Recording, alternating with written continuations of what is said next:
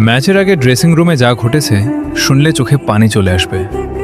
খেলা শুরুর just 10 minute আগে ফিফা থেকে অফিসিয়াল ইমেল পায় আর্জেন্টিনা দল। প্রিয় আর্জেন্টিনা, দুঃখের সাথে জানানো যাচ্ছে যে আজকের ম্যাচে রেফারি এবং ভিএআর কেউই আপনাদের পাশে থাকতে পারছে না। অনুগ্রহ করে নিজ দায়িত্বে ফুটবল খেলুন।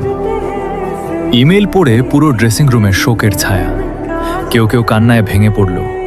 এতদিনের সঙ্গী এভাবে ছেড়ে যাবে কেউ ভাবেনি। একজন ডিফেন্ডার নাকি দেয়াল ধরে কাঁদতে কাঁদতে বলতে থাকে, রেফারি ছাড়া আমরা মাঠে নামবো কিভাবে? আমরা তো জীবনে কোনোদিন একা খেলিনি।